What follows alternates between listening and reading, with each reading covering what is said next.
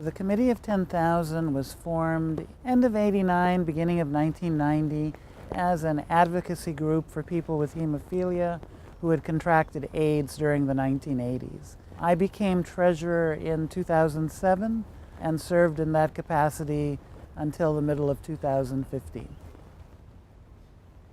If you look back into the 1960s, previous to Factor, the only medication to take to stop bleeding was plasma that was used, for instance, in World War II to treat people off the battlefield.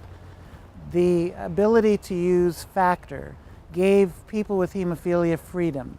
They learned to give it to themselves or their parents gave it to them, and it was quick acting. This gave our lives a tremendous amount of independence. My mom and I thought it was better to use less Factor. We were of the mind that any medication, there can be problems, that we don't know about. They may not surface for 5, 10, 20 years. When we did find out about AIDS, we even more so became very much conservative in how I would take it. That required me to live a very quiet life. From a period of 1981 until 1987, I basically spent a majority of the time at home, my parents' home, and I kept myself out of as much harm's way as far as getting a bleeding episode as I could. This proved to work as far as HIV. I did not get HIV. I did contract hepatitis C, though, from the same Factor. In 1980, I was 25 years old. Obviously, I wanted to be dating. And so if I would go out on a date with a girl and it got to the point where she's going to say, well, so you're limping, what happened to you? And I'd say, well, I was born with hemophilia. A lot of times that would trigger, well, that means you have AIDS, right? And I'd say, well, no, I don't have AIDS. But people were very scared. Somebody could think just from a kiss or a touch that they were going to be infected with AIDS. So there was so much misinformation that for a lot of us, it wasn't bad enough just to have hemophilia and the stigma that sometimes goes along with that. But now you were kind of targeted as somebody who was bringing some dread disease, along with them. And that was very, very hard. It made myself and a lot of other people with hemophilia really pull out of, say, the social scene of the quote-unquote healthy people and just kind of, fall back into our own community. In the beginning, HIV, it wasn't as accepted immediately, but because it was so widespread, I'd say by the middle of the 1980s, we all knew somebody who had either acquired it, we knew some people who had already died from it. We were all kind of in the same boat. There was a lot of sadness, there was a lot of fear, but the community rallied for the most extent. We lost 8,000 from 1980 to today to AIDS.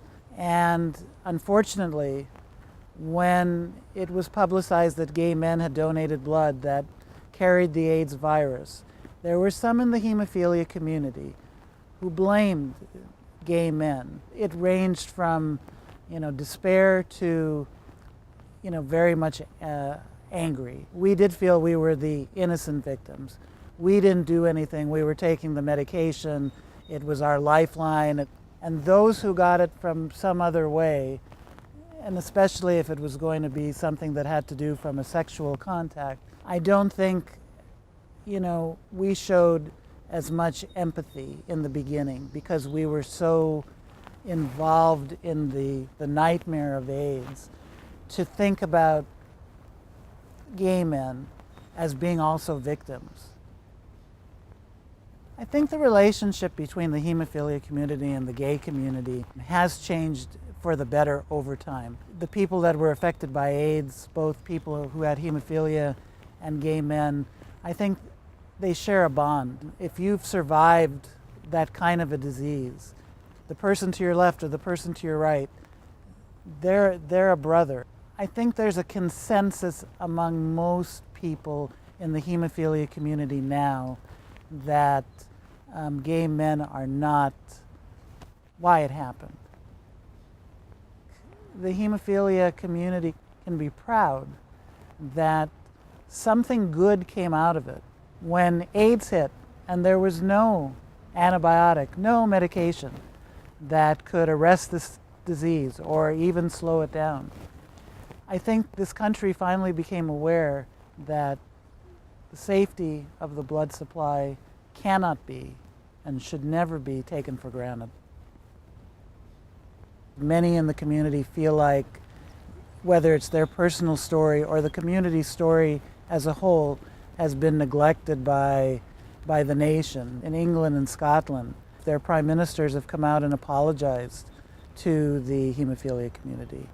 I feel a pride for people who were in the trenches in the 90s, who went above and beyond the call. For people like Ryan White, who passed away way too young and did such a tremendous job of advocating right up until the end.